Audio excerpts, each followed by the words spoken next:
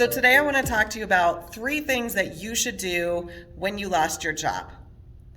Whether or not you lost your job because you made a poor choice and so you were terminated, or you lost your job because the company was closing, or you lost your job because the company was downsizing or shifting their operations overseas, or just eliminating positions and they decided yours was one to go.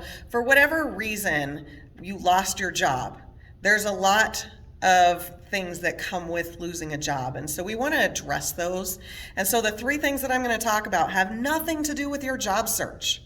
So the first thing that you need to do when you lose your job is you need to acknowledge and accept the feelings that you might be having about that loss. Whether those are feelings of sadness. For instance, when you lose a job, you lose relationships. A lot of times we spend time with the people that we work with because we're at work a lot of our waking hours, right? So when those relationships are gone, maybe we tried to keep in contact when the job was first lost, but eventually, likely, those relationships are going to dwindle. So whether it's sadness over that, or maybe it's fear because of the financial loss, or fear because am I going to be able to get another job? Maybe it's embarrassment about the situation. I know for a lot of people, they carry around the stigma that being unemployed means there's something wrong with them.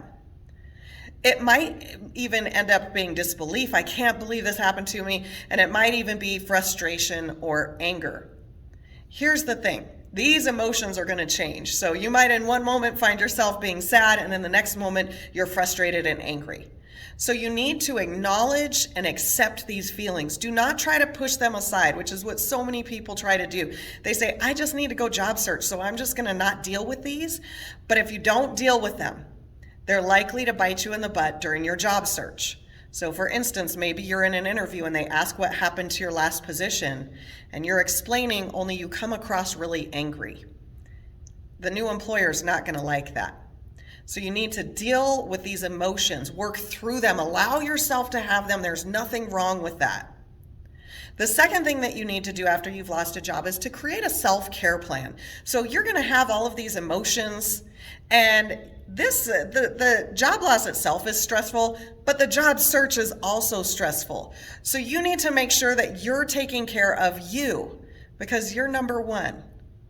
So your self-care plan might include things like exercise, which will get those good hormones working for you and reduce the cortisol, the stress hormones.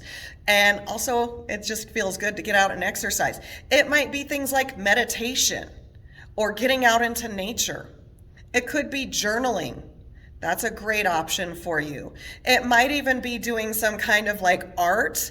For example, art is a great way for people to tap in. And maybe this was a hobby of yours. Maybe it was music or art, and that was a hobby of yours. But as you got onto that conveyor belt of life and it swept you away, you didn't have time to do these things. This is a great time to reconnect with those types of things. So create a self-care plan for you. I usually suggest that you have something at least once a week, but if at all possible, try to do something every day for yourself that's going to feed your soul. I talk about these things being soul food, right?